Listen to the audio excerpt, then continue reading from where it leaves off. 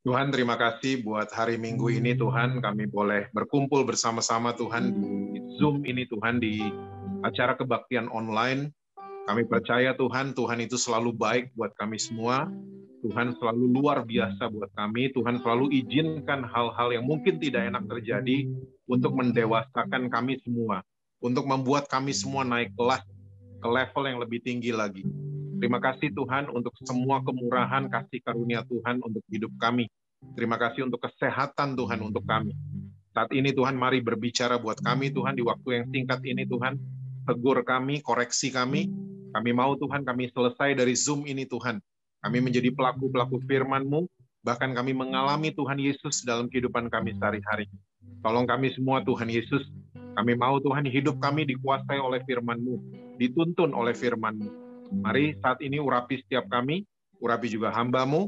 Kami sangat percaya Engkau sendiri akan berbicara buat kami semua pada pagi hari ini.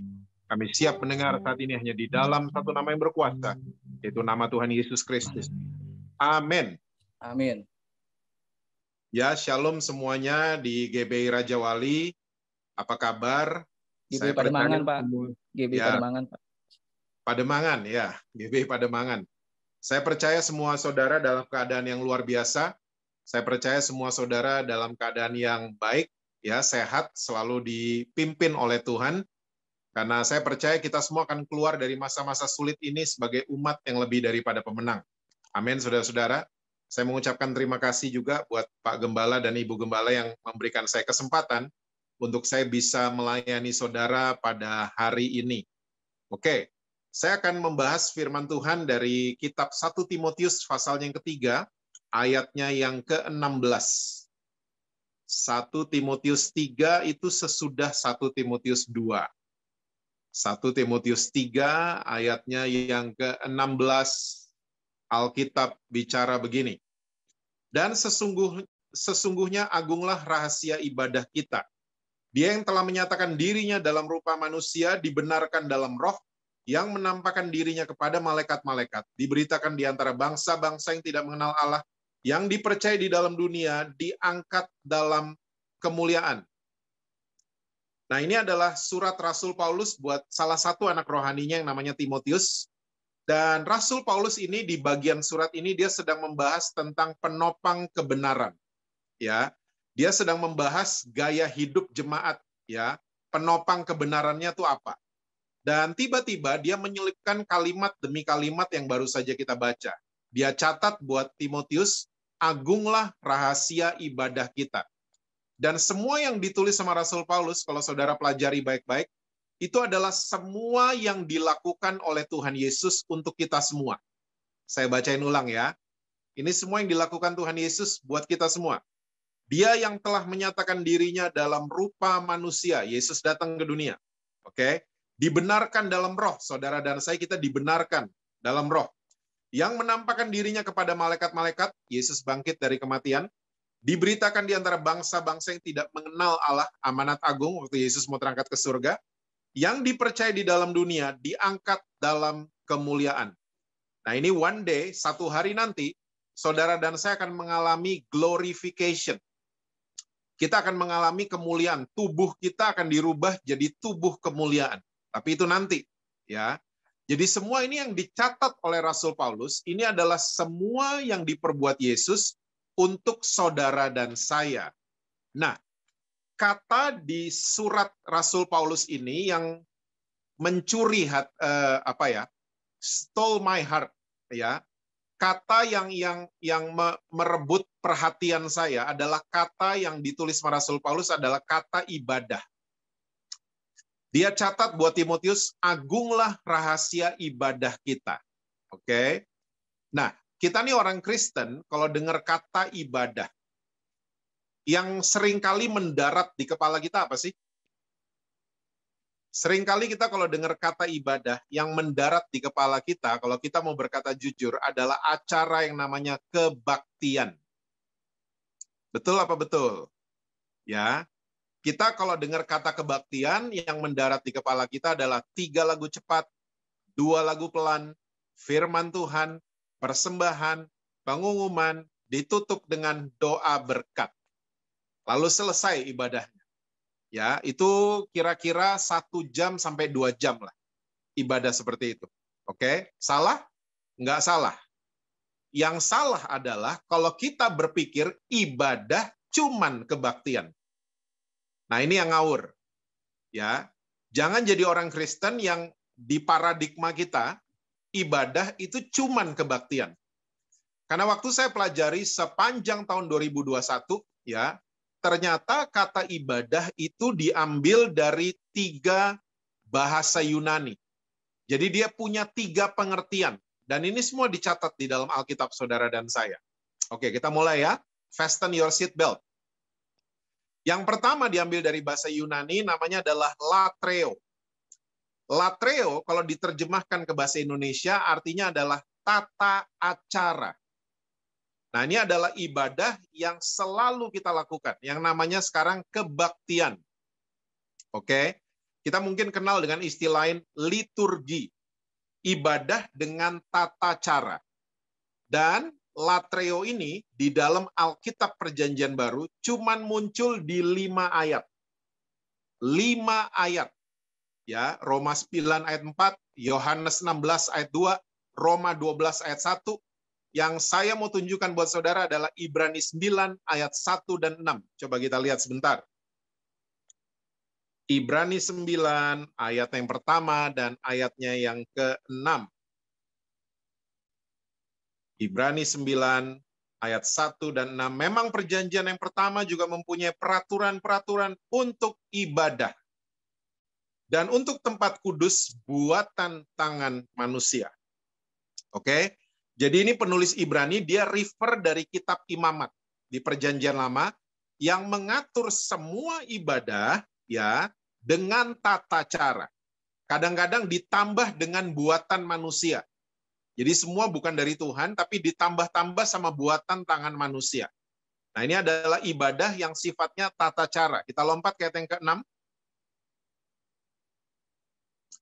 Demikianlah caranya tempat yang kudus itu diatur, maka imam-imam senantiasa masuk ke dalam kemah yang paling depan itu untuk melakukan ibadah mereka. Oke? Jadi ini 2 ayat yang baru saja kita baca adalah 2 dari 5 ayat, sekali lagi, yang ditulis dalam Perjanjian Baru tentang ibadah dengan tata cara. Ya, yang pertama. Yang kedua sama diambil dari bahasa Yunani, namanya adalah treskea. Apakah treskea itu? Treskea adalah ibadah yang sifatnya sosial. Bantuin orang susah. Ya, ibadah yang sifatnya sosial. Kita bantu, ya, kita memberikan bantuan buat orang-orang yang sedang membutuhkan. Ayatnya di mana? Ada ayatnya. Dan ibadah yang sifatnya sosial sepanjang Alkitab saudara dan saya. Perjanjian Lama, Perjanjian Baru, cuman ada 1 yang mencatat soal ibadah yang sifatnya sosial. Yuk kita lihat sebentar di Yakobus 1 ayat yang ke-27.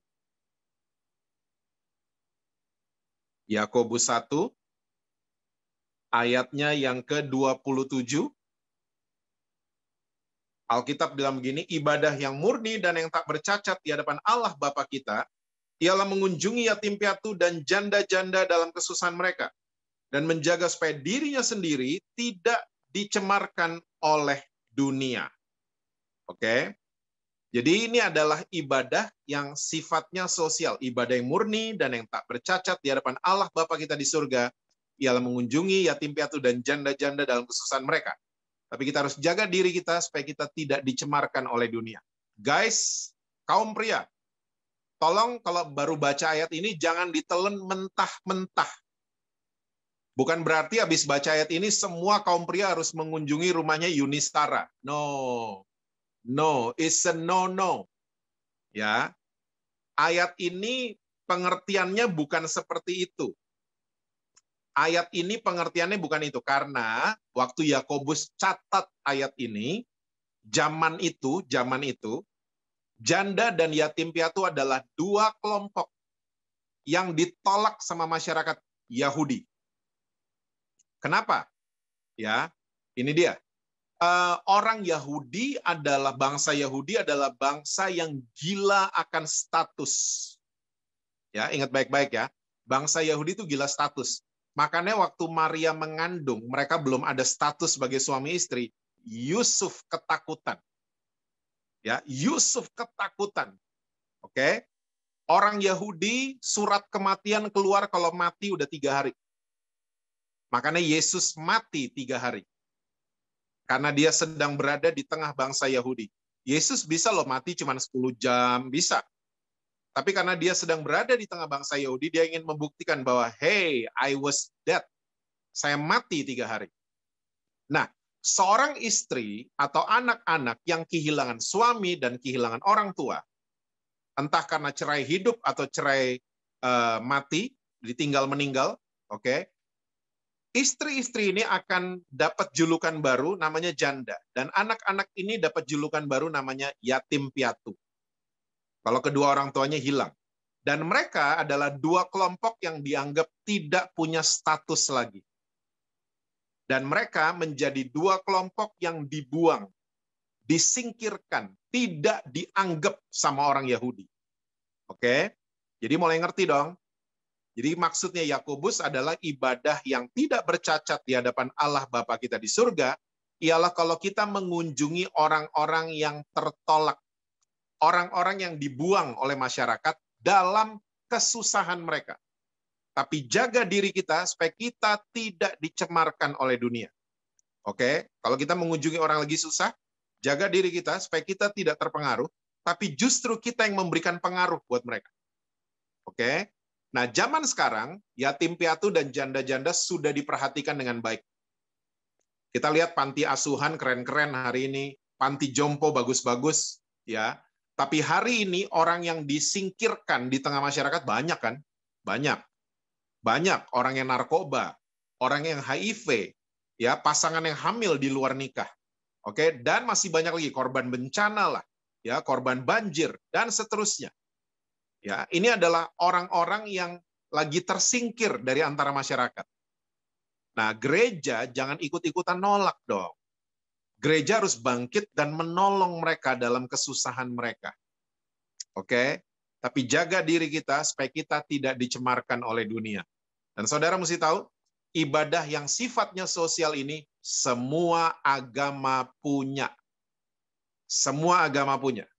Kristen mana? Ini dia. Ini ayatnya. Dan itu tidak bercacat celah di hadapan Allah Bapa kita di surga. Nah, sekarang pertanyaannya adalah, kalau begitu, kata ibadah yang dicatat oleh Rasul Paulus buat Timotius, itu artinya apa?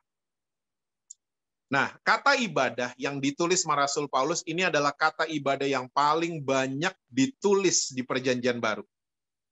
Bahasa Yunaninya adalah eusebia. Bahasa Inggrisnya godliness, kalau saudara lihat terjemahan Alkitab bahasa Inggris. Bahasa Indonesianya godliness adalah kesalehan. Bahasa atau terjemahan lain dari bahasa Inggris adalah Christ image. Bahasa Indonesianya kita jadi serupa dengan Kristus. Nah, saudara tolong catat dalam hati saudara. Ini adalah ibadahnya orang Kristen level tertinggi. Level tertinggi. Saudara boleh rajin latreo, kebaktian, boleh. Boleh. Saudara boleh rajin nyumbang sana, nyumbang sini, boleh. Bagus. Tapi kalau saudara nggak pernah melatih karakter saudara menjadi serupa dengan Kristus, itu nol besar. Nol besar. Oke? Habis terima doa berkat dari Pak Gembala. Ya, di kebaktian GBI Pademangan. Justru ibadah yang namanya eusebia harus dilakukan. Karena ibadah ini nggak akan selesai sampai Tuhan Yesus datang. Nggak akan selesai. Kita akan dirubah terus-menerus sampai kita jadi serupa dengan gambarnya. 2 Korintus 3:18 mencatat hal ini. Kita akan dirubah terus-menerus. Karakter kita. Kita baru tahun baru ya. Dan berapa hari lagi mau tahun baru lagi. Ya. Kita kalau lihat orang posting di sosial media, resolusi tahun baru, semuanya serba things. Semuanya serba benda. Ya. Saya mau pengen mobil baru, saya pengen jabatan baru, saya pengen pekerjaan baru, ya, saya pengen lebih sehat, Saya pengen ini, pengen itu. Tapi hampir kita nggak pernah lihat. Hampir kita nggak pernah lihat. Ya, orang catat resolusi tahun baru. Tuhan, saya kayaknya 2021 saya nggak sabaran orangnya. Saya mau jadi lebih sabar dong. Tuhan, saya kayaknya pemarah selama ini. Saya mau dong nggak marah lagi. Saya cuma mau marah sama hal yang penting aja. Ya, Tuhan, saya nggak sabaran. Ya, Tuhan, saya tersinggungan. Tuhan, saya kepahitan udah berapa tahun. Tolong rubah karakter saya. Jadi serupa dengan Engkau. Jadi serupa dengan gambar Engkau. Saudara nggak lupa kan, dari pertama Tuhan menciptakan manusia, ya, Dia menciptakan dengan tujuan menjadi serupa dengan gambarnya. Mari kita jadikan mereka menurut gambar dan rupa kita. Kejadian 1 ayat 26. Oke? Jadi Tuhan pengen saudara dan saya punya karakter Kristus. Dan ini adalah ibadah yang nggak akan pernah selesai. Mungkin kebaktian 1 jam selesai. Mungkin bakti sosial ya 3 jam selesai. Tapi eusebia ya menjadi serupa dengan Kristus ini sampai Tuhan Yesus jemput saudara dan saya. Kita akan dirubah karakter kita. Jadi serupa dengan Kristus. Nah, Alkitab banyak mencatat tentang karakter Kristus. Ya, gimana caranya? Mungkin saudara tanya, gimana caranya?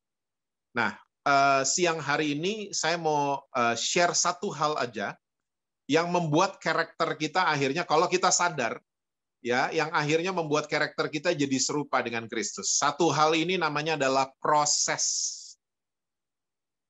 Kita semua nggak suka diproses. Tapi saudara mesti percaya proses menjadi bagian hidup orang Kristen setiap hari. Gunanya untuk apa? Untuk membuat karakter kita jadi serupa dengan Kristus. Ya, proses. Kita nggak suka sama proses. Saudara tahu nggak musuhnya proses? Musuhnya proses adalah instan. Itu musuhnya proses. Kita selalu pengen cepat. Sakit pengen cepat sembuh. Ya, bagus. Ya, punya semangat buat sembuh. Oke? Tapi sebenarnya yang mau dirubah sama Tuhan bukan penyakitnya, yang mau dirubah kita. Mungkin lewat penyakit, ya, lewat utang kredit card, lewat ini, lewat itu dan lain sebagainya. Yang mau dirubah kita. Ya, tapi seringkali kita nggak sadar, yang pengen kita rubah adalah masalahnya cepat selesai dong. Cepat sembuh dong, utangnya cepat lunas dong. Oke? Akhirnya kita nggak pernah menghargai proses. Kita senang yang instan. Saya mau yakinkan saudara, semua yang instan merugikan penggunanya. Contoh, mie goreng instan. Coba makan tiap hari. Godek tuh perut lama-lama. Ya. Acara-acara di televisi yang namanya Idol, ya, saudara tahu acara-acara itu? Dalam 8 bulan penyanyi ini se-Indonesia tahu. Dalam 8 bulan saja. Tapi saudara perhatiin nggak? Setiap acaranya selesai, tahun depan deh, orang lupa loh. Orang lupa sama penyanyinya. Orang lupa, kamu juara yang tahun berapa? Orang lupa. Tapi kalau sama Paul McCartney, The Beatles, Led Zeppelin, orang ingat. Karena apa? Mereka tahu apa itu proses. Mereka tahu. Zaman dulu soalnya kalau rekaman, mau suara air, mikrofonnya mesti dibawa ke hutan. Zaman dulu. Ya, mereka tahu diproses susahnya gimana. Mereka tahu. Mau suara burung masuk ke hutan beneran. Ya, bawa mikrofon. Itu mereka zaman dulu. So they know. Ya, hidup yang harus diproses. Mereka tahu. Makanya mereka jadi legend sampai hari ini. Ya, kita dengar nama mereka kita langsung tahu, oh ini ya, saya tahu kok dia. Kita tahu. Karena mereka melewati proses. Nah, proses itu luar biasa, dan ini adalah tools-nya Tuhan. Salah satu alatnya Tuhan untuk mendewasakan kita. Untuk membuat kita ini jadi serupa dengan gambarnya. Namanya proses. Ingat ya saudara, ya kita boleh punya ini, punya itu. Kita boleh punya jabatan, boleh punya sepeda baru, boleh punya motor baru, boleh punya rumah baru. Tapi ingat saudara, itu semua cuman bonus. Jangan fokus sama bonus, jangan salfok. Jangan salah fokus.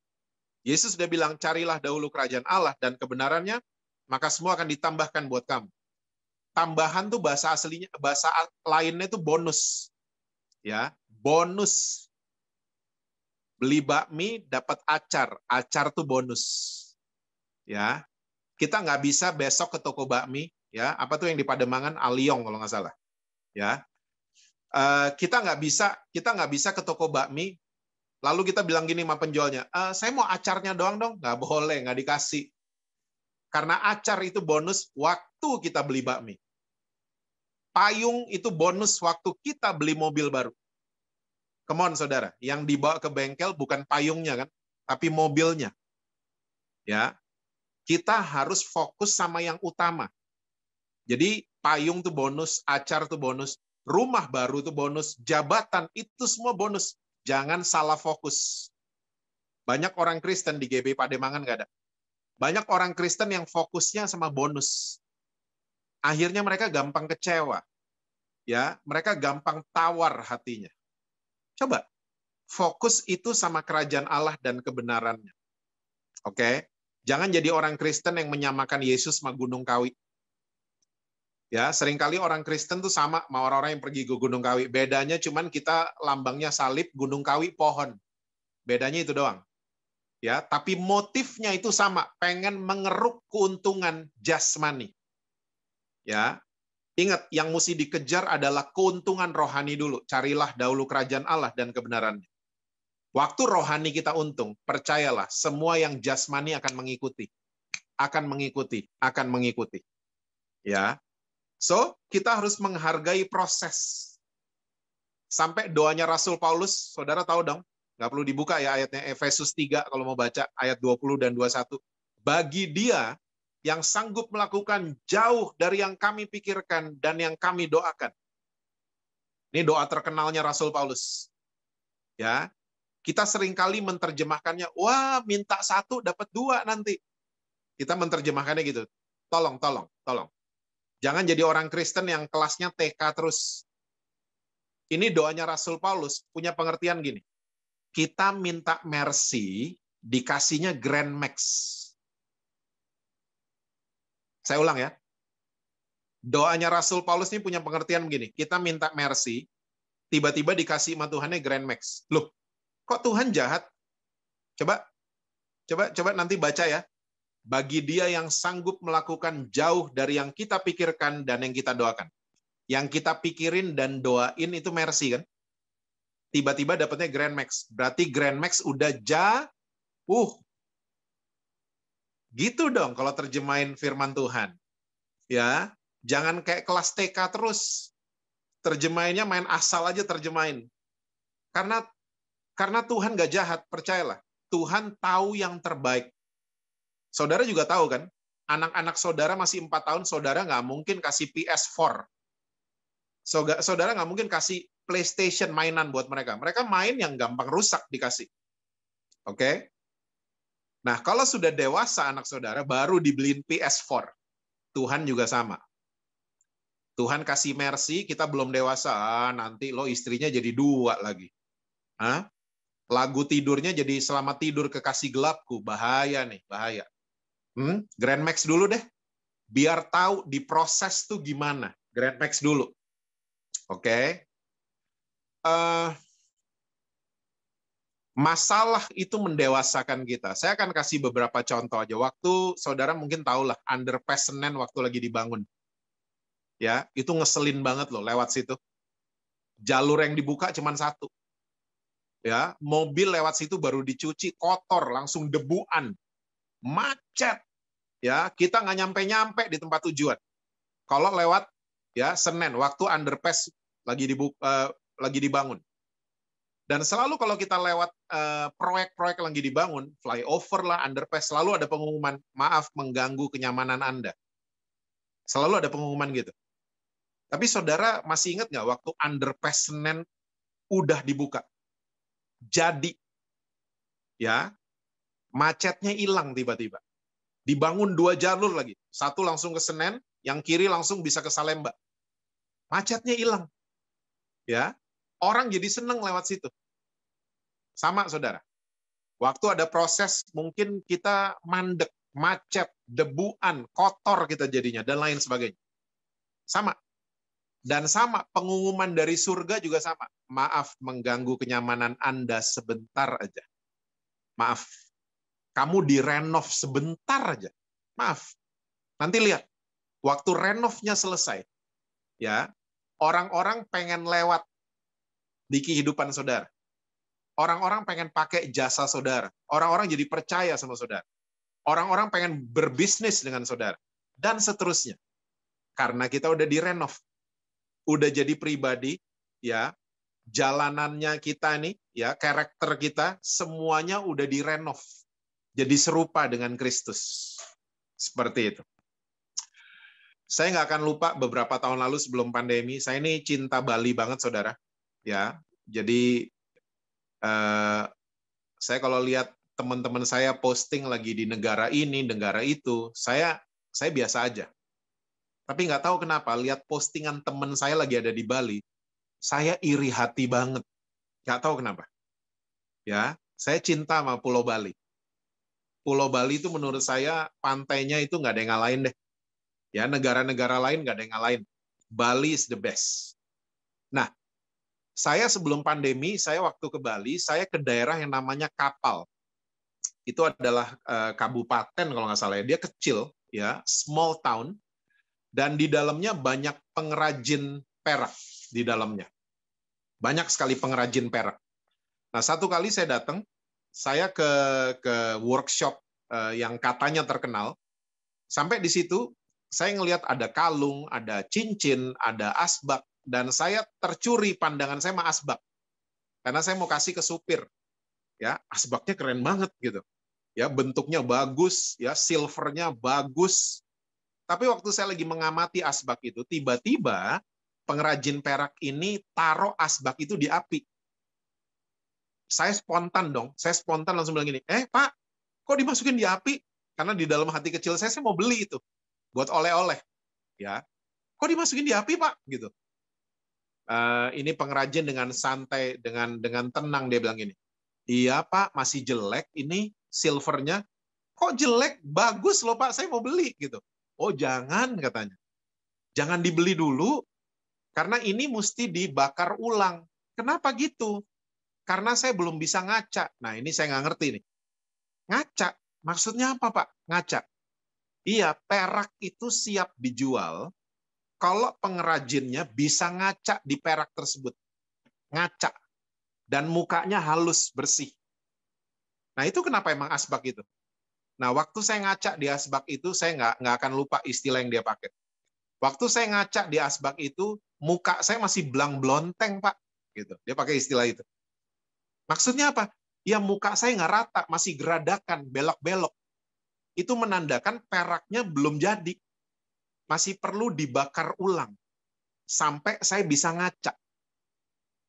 Baru perak ini siap dijual. Saudara, yuk kita lihat sebentar di Maleakhi 3 ayat yang ketiga. Maleakhi 3 ayatnya yang ketiga.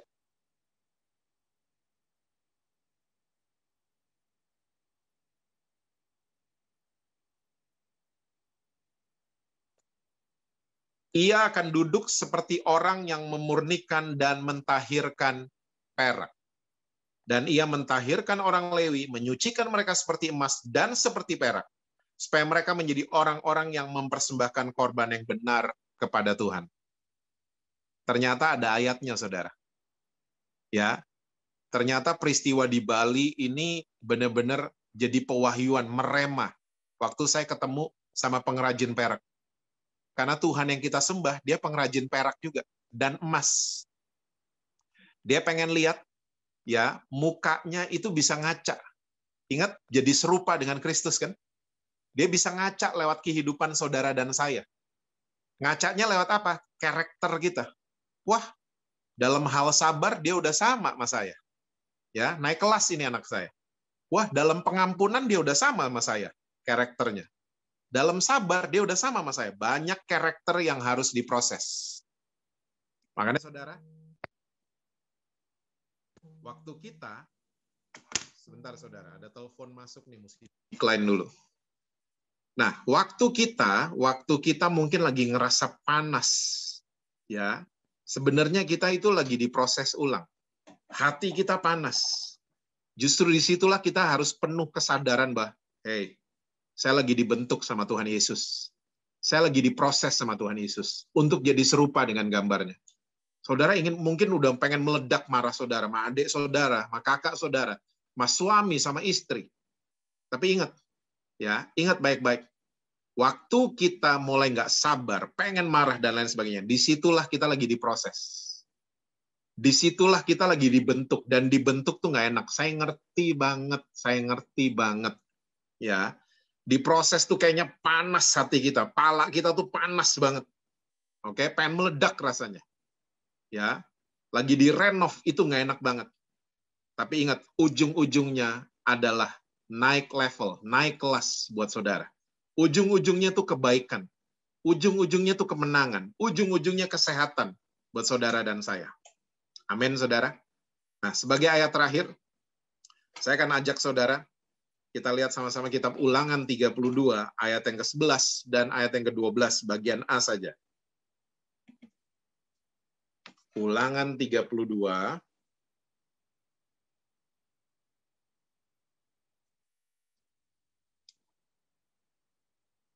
Ulangan 32, ayatnya yang ke-11. Alkitab bilang gini, laksana Raja Wali menggoyang bangkitkan isi sarangnya, melayang-layang di atas anak-anaknya, mengembangkan sayapnya, menampung seekor, dan mendukungnya di atas kepaknya. Ayat 12 bagian A saja. Demikianlah Tuhan sendiri menuntun dia. Saya waktu pertama kali baca ayat ini, saya nggak ngerti. Karena nih kalau saudara scroll ke atas, ini judulnya adalah Nyanyian Musa. Ini dalam keadaan bangsa Israel baru menyeberangi laut yang dibelah dua sama Tuhan. Tiba-tiba dia nyanyi. Dia nyanyi, tiba-tiba salah satu liriknya, nyanyian Musa, ini liriknya ini, laksana Raja Wali, menggoyang bangkitkan isi sarangnya. Oke? Nah, saya nggak ngerti sampai satu hari saya dapat DVD keluaran Discovery Channel. Waktu saya nonton DVD ini, ya, DVD ini mengkisahkan tentang burung Raja Wali. Waktu saya nonton, saya kaget setengah mati, saudara. Karena ayat ini 100% akurat. Akurat banget. Dan ini digambarkan. Ada kameramennya. Ya, jadi video yang bagus banget. Jadi Raja Wali, kalau anak-anaknya mau lahir, dia akan bawa telur-telur ini ke tebing yang tinggi sekali. Dan Mama Raja Wali mulai men-set up sarang buat kelahiran anak-anaknya. Ya, dan sarang Raja Wali itu terdiri dari 3 bagian. Yang pertama duri-duri, yang kedua adalah jerami dan daun-daunan, yang ketiga ya adalah bulu-bulu dari sayap mamanya. Lalu telur itu ditaruh di situ, dan ini posisinya tinggi banget loh saudara, tinggi sekali. Dan satu hari tiba-tiba menetaslah ini telur-telur Raja Wali. Lahirlah anak-anak Raja Wali yang kalau kita lihat pakai kasat mata biasa, mirip banget sama anak ayam. Mirip banget Raja Wali. Dan itu, lihat mamanya nggak ada yang berani ganggu tuh anak-anak. Udah males lihat mamanya. Ya, mamanya tuh sangar banget jagain ini sarang. Dan anak-anak ini nyaman sekali. Menurut penelitian, karena ya udara tipis di tebing yang tinggi sekali, itu kalau malam mereka bisa nggak kedinginan akibat komposisi dari sarang itu. Dan pagi atau siang mereka nggak kepanasan. Hidup mereka nyaman sekali. Nyaman. Bayi-bayi Raja Wali ini. Nangis dikit, makanan tersedia. Nangis dikit, minuman tersedia. Sampai satu hari, mamanya ngelihat ini anak-anak udah waktunya belajar terbang. Udah waktunya. Apa yang mamanya lakukan? Mamanya mulai menggoyang bangkitkan isi sarangnya. Persis kayak yang dicatat Alkitab. Persis nyanyian Musa. Digoyangin sarangnya. Ya, apa yang terjadi? Bulu-bulu beterbangan semua. Anak-anak pikir mereka dinina boboin. Ya, mungkin makin ngorok mereka. Digoyangin terus sama mamanya. Daun-daun dan jerami-jerami mulai berjatuhan semua. Tinggal apa, saudara? Tinggal duri. Waktu tinggal duri, mamanya stop ngegoyangin. Stop. Anak-anak yang dari lahir hidupnya nyaman, serba nyaman. Tiba-tiba hari itu nggak nyaman hidupnya. Mereka kemana aja mereka ketusuk maduri. Dan si bungsu mungkin, ya si bungsu mulai bilang gini sama kakak-kakaknya, yuk keluar rumah aja yuk. Kita kabur aja udah nggak enak di rumah. Bungsu selalu gitu bungsu, ya. Karena saya bungsu. Ya, bungsu selalu provokator biasanya bungsu. Kita keluar aja dari rumah, udah nggak enak tinggal mama sama papa. Keluar. Dan kakak-kakaknya terprovokasi. Semua pada keluar, mereka nggak sadar. They have no idea. Mereka nggak sadar mereka ada di tebing yang tinggi banget. Ya, dan waktu mereka keluar, ya, saya mau yakinkan saudara, mereka semua modelnya Raja Wali, tapi belum pada bisa terbang. Belum bisa terbang semua. Ya, sayapnya masih lemah semuanya. Waktu mereka keluar, mereka jatuh ke bawah. Dan waktu mereka jatuh, lihat Alkitab catat, melayang-layang di atas anak-anaknya. Ini dalam keadaan anak-anaknya lagi jatuh. Lagi jatuh. Mamanya kayak nggak peduli gitu loh. Mencelok sana, mencelok sini. Ya, itu kalau zaman sekarang anak lagi sakit, mama nongkrong di mall. Nah, kira-kira kayak gitulah. Ya. Ya. Jadi ini dalam keadaan anak-anak lagi jatuh. Mungkin kalau anak-anaknya bisa ngomong, mungkin mereka teriak, "Mama jahat!" gitu. Karena mamanya kayak seems don't care. Ya, terbang sana, terbang sini. Dan waktu anak-anaknya udah pasrah, matilah kita. Karena daratan udah deket daratan di bawah. Ya, matilah kita. Mereka mulai pelukan mungkin, ya. Kita pasrah lah, kita mati. Waktu mereka udah deket, udah pasrah, udah nggak tahu mau bikin apa, mamanya ambil keputusan untuk jemput mereka. Dan saudara mesti tahu, waktu mamanya nukik ke bawah, sayap mamanya tuh ditutup. Nggak dikembangin sayapnya. Ini yang menyebabkan kecepatan, speed mamanya, itu lebih kenceng dari anak-anaknya. Ya, kira-kira mamanya F1, anak-anaknya tuh bajai. Kira-kira perbandingannya kayak begitu. Mamanya kenceng banget, dan dia sampai di bawah duluan. Dan waktu dia sampai di bawah, dia mengembangkan sayapnya, kata Alkitab. Menampung seekor demi seekor, dikembangin sayapnya. Kan gede banget Raja Wali. Ya. Dan waktu semua udah ketangkep, right on time, tepat waktu, nggak ada yang jatuh satupun. Oke? Baru nih anak-anak dibawa terbang. Cara Raja Wali ngajarin anak-anaknya terbang kayak gitu. Ya, kelihatannya jatuh dulu, kelihatannya. Tapi Daud kayaknya tangkep ya. Daud tangkep kebenaran ini, makanya dia tulis ya, aku jatuh tapi nggak sampai tergeletak. Nggak sampai ke tanah gedubrak gitu, nggak sampai. Jatuh sih, tapi nggak sampai tergeletak karena pertolongan Tuhan itu tepat on time. Seperti ayat 12a, demikianlah Tuhan sendiri menuntun dia. Ya. Saudara, Tuhan selalu melihat saudara dan saya, kita nih kayak Raja Wali. Bukan ayam. Raja Wali itu keren banget hidupnya. Ya, heroik banget. Cara dia belajar terbang. Ya, dan dia satu-satunya burung yang bisa natap matahari, sumber terang. Burung-burung lain kalau udah terbang ke arah matahari, mataharinya keluar, rabun langsung. Belok, ganti arah. Ya, semua burung kalau badai, semuanya turun ke pohon.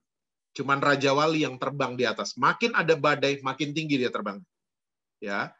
Dan Raja Wali punya musuh namanya burung Andes, saya lupa namanya. Pokoknya belakangnya Andes. Itu sayapnya kalau dibuka lebih gede dari saya kalau buka tangan saya begini. Burung Andes. Kalau Raja Wali kecakar, dia berdarah, Raja Wali akan lari ke arah matahari. Dan si Andes ini nggak bisa ngejar, karena matanya rabun. Dan Raja Wali kalau mau mati, dia akan kembali ke tempat kelahirannya di tebing yang tinggi sekali. Dia akan bertengger di situ. Dia memandang matahari sampai tiba hari kematiannya. Heroik banget. Ya, perkasa banget ini burung. Beda sama ayam kan? Ya. Ayam udah nggak bisa terbang, ya, nggak punya gigi, ya. Terus matinya itu karirnya ayam tuh ketebak. Kalau nggak Embo Berek atau nggak Kentucky Fried Chicken. Itu aja udah. Ya, dan ayam matinya itu mengenaskan, dipotong-potong. Ya, dadanya aja ada 2. Dada mentok sama dada utuh. Ya, paha ada dua, paha atas. Ayam tuh mengerikan, mengenaskan matinya. Dan Tuhan nggak pernah ngelihat saudara dan saya sebagai ayam. Tuhan selalu melihat saudara dan saya sebagai Raja Wali yang tangguh. Ya, ngelewatin apapun proses, kita tangguh. Dan saudara, inilah ibadah yang disebut dengan eusebia, godliness. Setiap proses ada tiap hari. Ya, itu untuk mendewasakan kita. Untuk membuat kita jadi serupa dengan Kristus. Jadi tiap ada masalah di-embrace. Dipeluk itu masalah. Ya, berdamailah sama masalah. Jangan marah-marah, boleh sedih, boleh stres, ya. Tapi percayalah, ya, kita harus punya paradigma Tuhan, terima kasih Tuhan membentuk saya lewat ini. Terima kasih saya akan naik kelas. Terima kasih saya akan lihat kesehatan yang lebih lagi. Terima kasih Tuhan untuk semuanya. Ya, makanya jangan percaya lagunya Chrisye. Badai pasti berlalu. Ya, harus ada tambahannya dan datang lagi. Oke, dia akan datang lagi, badai akan datang lagi. Ya, yes, pasti berlalu tapi akan datang lagi untuk membentuk kita. Membentuk kita. Pertanyaan terakhir, teh dimasukin gula manis nggak? Nggak. Dia manis kalau diaduk. Kalau tidak diaduk, teh ini nggak manis. Gulanya ngendap di bawah. Teh ini mesti diguncang baru dia manis. Jadi kalau hidup kita ngalamin guncangan, bukan Tuhan jahat. Tuhan cuma ingin mempermanis hidup saudara dari sebelumnya. Karena itu Tuhan selalu baik buat saudara dan saya. Tuhan berkati saudara-saudara semua. Selalu sukses dengan apapun yang saudara kerjakan. Ya, harmonis di rumah. Dan rekening bank selalu penuh buat saudara-saudara. Tuhan berkati saudara-saudara. Mari kita tundukkan kepala sejenak. Tuhan, terima kasih buat firman-Mu, meteraikan setiap firman-Mu pada setiap kami. Ajar kami, Tuhan, untuk selalu mau merubah karakter kami menjadi serupa dengan gambar-Mu. Mari tolong kami semua, Tuhan. Roh Kudus, tolong kami, sempurnakan setiap kebenaran yang sudah ditabur pada hari ini. Engkau mengajar kami, Tuhan, untuk lebih lagi menghidupi firman-Mu. Terima kasih, berkati anak-anak-Mu yang hadir di GBI Pademangan, Tuhan. Berkati karir mereka, berkati kesehatan mereka.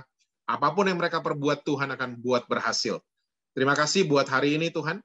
Terima kasih buat Zoom ini, Tuhan. Kami percaya, Tuhan, kami akan melakukan firman-Mu. Terima kasih, Tuhan. Kami menyerahkan kehidupan kami ke dalam tangan-Mu, hanya di dalam